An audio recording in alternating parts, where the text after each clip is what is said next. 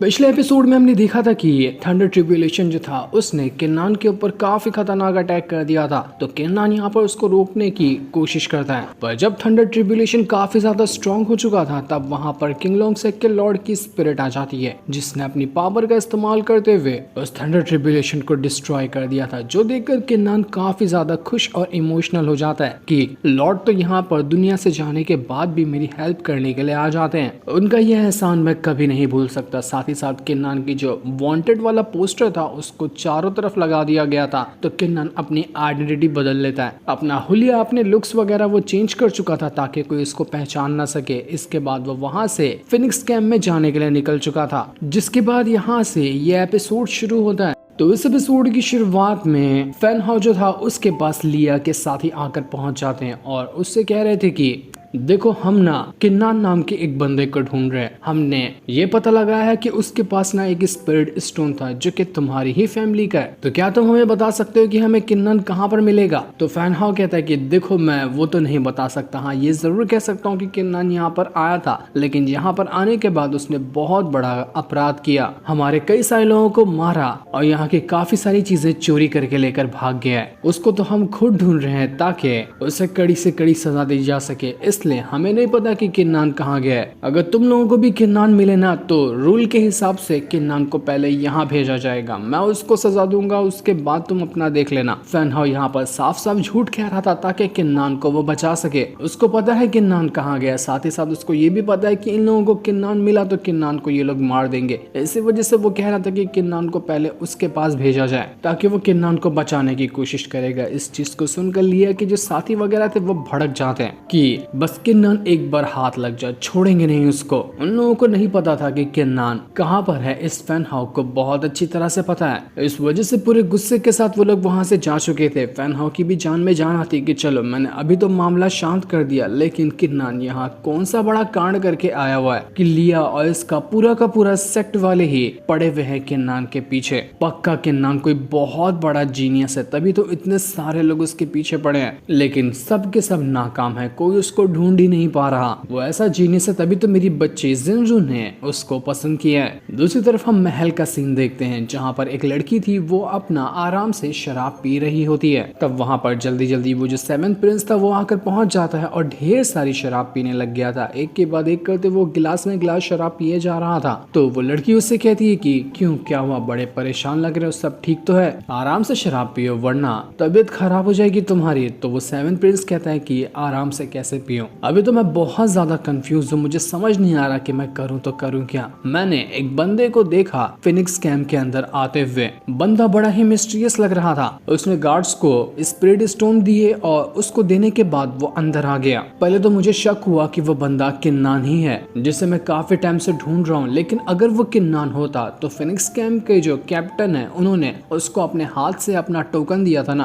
तो वो टोकन का इस्तेमाल करते हुए बिना किसी झिझक के अंदर आ सकता था फिनिक्स कैंप के, लेकिन वो नहीं आया। उस बंदे ने एंट्री फीस दी और एंट्री फीस देने के बाद वो फिनिक्स कैंप के अंदर आया है, जिसका मतलब ये है कि शायद वो बंदा किन्नान नहीं होगा जिसको मैंने अभी अंदर आते हुए देखा। वो लड़की कहती है कि हो सकता है कि वो किन्नान ही हो और अपनी आइडेंटिटी छुपा कर आया हो। ऐसे है, इतनी सी बात के ऊपर हम ये चीज कंफर्म तो नहीं कर सकते ना। तो वो बंदा कहता है कि मैंने अपनी प्यूपिल टेक्निक का इस्तेमाल किया था और चेक करने की कोशिश की थी कि वो बंदा किन्नान ही है या वो नहीं है, लेकिन मेरी टेक्निक को भी कोई जवाब नहीं मिला। वो उस बंदे को पहचान ही नहीं पाए। टेक्निक ने बताया कि वो तो एक नॉर्मल इंसान है। इसलिए मैं दोबारा से कंफ्यूज हो गया हूँ कि मैं अब किन्नान को कहाँ ढूंढूं। वो दुनिया के कौन से कोने में जाकर छुप गया है, पता ही नहीं चल रहा। तो वो लड़की कहती कि देखो, टेंशन मत लो, अभी तो बस हमने शुरुआत ही की है किन्नान को ढूंढने की। थोड़ा सा टाइम और मिले ना तो उसके अंदर हम किन्नान को जरूर ढूंढ लेंगे। उसके बाद उसे दिखाया जाएगा कि हम क्या कर सकते हैं। तुम मेरी फायर स्पिरिट वाइन को ले जाओ, ये तुम्हें उस बंदे की आइडेंटिटी पहचानने में मदद करेगी। वो किन्नान हुआ तो ये फायर स्पिरिट वाइन तुम्हें बता भी सकता है। जिस पर भी शक हो, पहले उससे अच्छी दोस्ती बनाना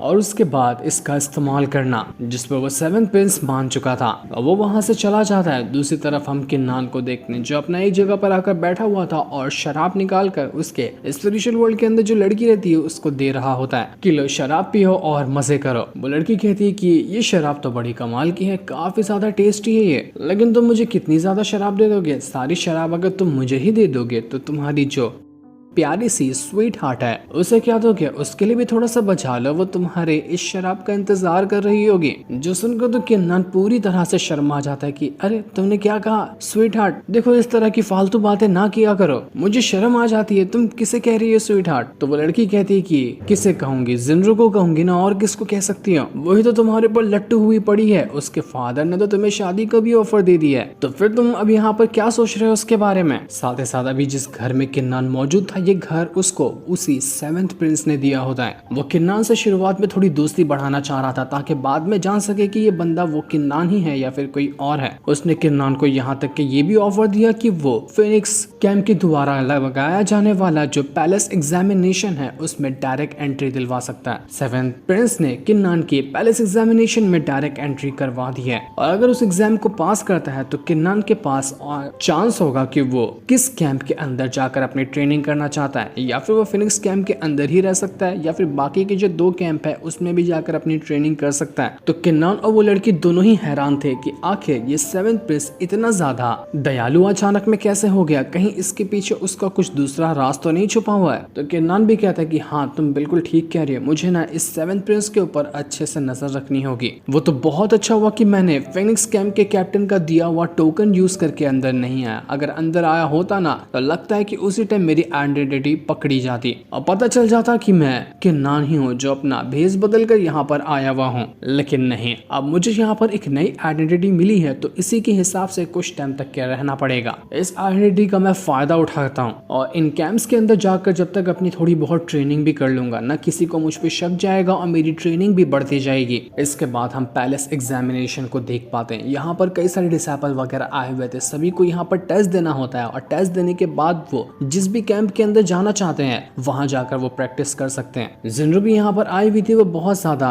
टेंशन में होती है क्योंकि उसको किन्नान कहीं नजर नहीं आ रहा था। तभी वहां पर आकर पहुंच जाता है बेनजोंग, जो जिनरू से कहने लग जाता है कि ओए सुंदर लड़की, बड़ी अकेली और उदास सी लग रही हो, कोई है नहीं कि तुम्हारे साथ? मैं ही हो जाता हूँ ना तुम्हारे साथ, बड़ा मजा करेंगे हम दोनों, तुम्हें अकेलापन भी महसूस नहीं होगा। लेकिन जिनरू कहती कि देखो अभी मेरा दिमाग खराब है, तो मुझे और गुस्सा मत दिलाओ और अपना यहाँ से साइड हो जाओ, वरना मुझे गुस्सा आ तो बहुत मारूंगी तुम्हें। तभी वहां पर आकर किन्नान पहुंच जाता है, जो उससे कहता है कि क्यों, क्या हुआ बे, तू लड़की को परेशान क्यों कर रहा है? बेनजोंग जैसे ही किन्नान को देखता है वो तो समझ जाता है कि अबे ये तो अपना किन्नान है जिसने अपना भेस बदल कर रखा हुआ है। लेकिन किन्नान तुरंत ही उसको शांत करवाते हुए कहता है कि अबे तुझे कैसे पता चला कि मैं किन्नान हूँ? लेकिन अगर तुझे पता चल गया है ना तो किसी को बताना नहीं, वरना बहुत मारूंगा। बड़ी मुश्किल से जान बचाकर अपनी आइडेंटिटी मैंने छुपाई है। बेनजोंग किन्नान से कहता है कि अबे यार देखना कितनी सुंदर लड़की, इसको मैं पटा रहा था, थोड़ी हेल्प कर दे इसको पटाने में, फिर मैं तेरी आइडेंटिटी छुपा लूंगा। लेकिन किन्नान कहता है कि अबे यार फंस जाएगा इस चीज में, तू भी अपनी आइडेंटिटी छुपा कर आया होता ना, तुझे कोई पहचान लिया तो लग जाएंगे अपने दोनों के।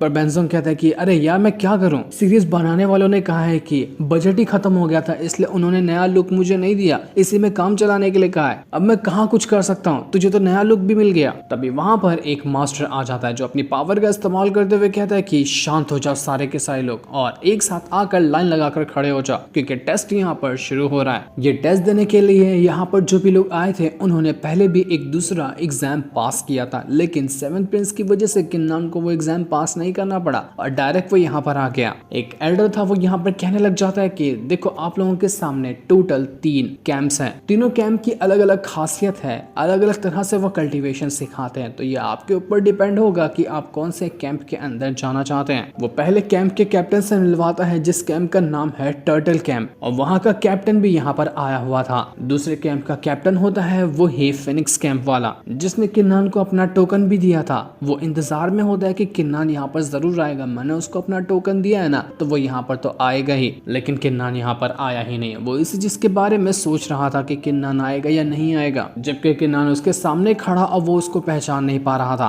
और तीसरा बंदा जो कि सभी को रूल्स बता रहा था वो टाइगर कैंप का बंदा होता है और वो वहाँ का कैप्टन है। वो बंदा कहता है कि देखो यहाँ पर ना तुम्हें जितनी भी मूर्तियां आसपास लगी हुई है वो सब हमारे एंसेस्टर की मूर्ति है, उन अंदर से पावर बाहर निकल कर आती है और उस पावर के प्रेशर में तुम लोगों को खड़ा रहना पड़ता है। जो भी लास्ट तक के खड़ा रहेगा ना इस प्रेशर से वो ही इस एग्जामिनेशन को पास करेगा और उसी को मौका दिया जाएगा अलग अलग कैंप्स को चुनने का। तो आप लोगों को अपनी पावर की मदद से इन प्रेशर को झेलना है और आखिरी तक के खड़ा रहना है। जो बंदा एकदम लास्ट तक खड़ा रहेगा ना उसको मैं अपने टाइगर कैंप का खास ऑफर देना चाहता हूँ। उस इंसान को मैं अपने साथ टाइगर कैंप के अंदर ले जाऊंगा और खुद से उसको ट्रेनिंग दूंगा और अपने टाइगर कैंप की सबसे खास वाली टेक्निक भी उसको सिखाऊंगा। ये सुनकर सारे के सारे लोग हैरान रह जाते हैं कि अरे वाह, जो इस टेस्ट में आखिरी तक के खड़ा रहेगा उसको तो कमाल का ऑफर मिल रहा है। टाइगर कैंप के कैप्टन से ही ट्रेनिंग लेना ये तो बहुत बड़ी बात है। इसलिए सारे लोग यहाँ पर कोशिश करने में लग जाते हैं कि हम यहाँ पर कैसे भी करके लास्ट तक खड़े रहेंगे और इस एग्जामिनेशन को पास करेंगे ताकि हमें भी टाइगर कैंप की सबसे खास टेक्निक मिल सके। इसके बाद देखते ही देखते वहां पर 7th प्रिंस भी आ जाता है, जो भी इस एग्जाम को देखने के लिए आया हुआ था। उसकी खास नजर तो किन्नान के ऊपर ही होती है। वो उसको देखना चाह रहा था कि किन्नान कितना स्ट्रांग है। इसके बाद एग्जामिनेशन को शुरू कर दिया जाता है। मूर्ति के अंदर से पावर बाहर निकलती है और सभी के ऊपर लगने लग जाती है। जो पावर का प्रेशर काफी ज्यादा स्ट्रांग था, प्रेशर के अंदर खड़ा रहना पड़ेगा, लेकिन सभी लोगों के पैर लड़खड़ाने लग जाते हैं। कुछ लोग तो शुरू होते साथ ही एग्जाम के गिरने लग गए थे। किन्नान जो था वो यहाँ पर सभी बंदों की पावर्स को चेक कर रहा था, क्योंकि लोग अपनी पावर की मदद से ही इस प्रेशर को रोक रहे थे। कुछ लोगों का कल्टीवेशन अर्थ लेवल का होता है, जिसके वो लेवल 1 पे थे, किसी लोगों का कुछ और लेवल था। लेकिन किसी को भी देख कर किन्नान को ये नहीं लगता कि कोई ज्यादा खास और हाई फाई लेवल पे है, सब उससे कम के लेवल के ही थे। टर्टल कैंप का जो कैप्टन था, जितने भी लोग गिरते जाते उन लोगों से कहता जाता है कि आ जाओ मेरे कैंप में, आ जाओ मेरे कैंप में, बहुत सारी जगह है, मैं तुम जैसे नल्ले लोगों को ही रखता हूँ अपने कैंप में, तो मुझे कोई फर्क नहीं पड़ता कि तुमने एग्जाम पास किया है या नहीं किया है। तो गिरने वाले लोगों की भी मजे हो गई थी कि उन्हें कम से कम एक कैंप तो मिला था। धीरे धीरे करते हुए प्रेशर को और ज्यादा बढ़ाया जा रहा था। प्रेशर इतना बढ़ चुका था कि लोग अब यहाँ पर ढंग से खड़े भी नहीं हो पा रहे थे। लेकिन किन्नान को क्या ही फर्क पड़ता है, वो बिल्कुल ऐसे खड़ा हुआ था कि मानो आसपास कोई प्रेशर ही ना हो। एकदम शांत से, एकदम एटीट्यूड के साथ वो वहां पर खड़ा होता है, जिसको देखकर सारे के सारे लोग हैरान रह गए थे कि इस बंदे को यहाँ पर कुछ हो क्यों नहीं रहा, ये बिल्कुल ऐसे कैसे खड़ा हुआ है। कई सारे लोग यहाँ पर गिरने लग जाते हैं। वो जो टाइगर कैंप का कैप्टन था वो कहने लग जाता है कि अरे वाह, लगता है कि शायद ही कोई इस एग्जाम को पास कर पाएगा। थोड़ी देर के बाद उसको पता चलता है कि यहाँ पर अब सिर्फ 4 ही लोग बचे हुए हैं जो इस ऑरा के प्रेशर को यहाँ पर हैंडल कर रहे हैं। उनमें से एक है किन्नान, दूसरी है जिनरू, तीसरा है बेंजोंग और चौथा वही बंदा जिसके साथ किन्नान की लास्ट एपिसोड में फाइट हो गई थी। यही 4 लोग बचे थे जिनके ऊपर अब और ज्यादा स्ट्रॉन्ग प्रेशर डाला जाएगा और जो बचेगा लास्ट में वही इस एग्जाम का विनर कहलाएगा। तो टाइगर कैंप का जो कैप्टन था वो कहने लग जाता है कि तुम लोग अब तैयार हो जाओ, अब यहाँ पर जो प्रेशर आने वाला है ना वो इतना स्ट्रॉन्ग होगा जिसके बारे में तुमने सोचा भी नहीं होगा। तुम्हें ये वाला प्रेशर हैंडल करना है। तुम अपनी जिस भी तरह की पावर का इस्तेमाल करके इसको हैंडल कर सकते हो, इसमें कोई रोक टोक नहीं है। बस रूल यही है कि लास्ट तक के तुम्हें यहाँ पर खड़ा रहना है, खड़े रहोगे तो जीतोगे। इसके बाद वो और ज्यादा स्ट्रॉन्ग प्रेशर को यहाँ पर बढ़ाना शुरू कर देता है। लेकिन इस एपिसोड में हमें नहीं बताया जाता कि इसमें आखिरी तक के कौन खड़ा रहेगा। वो चीज हमें नेक्स्ट एपिसोड में पता चलेगी। जो सीन दिखाते ही ये एपिसोड यहीं पर एंड हो जाता है।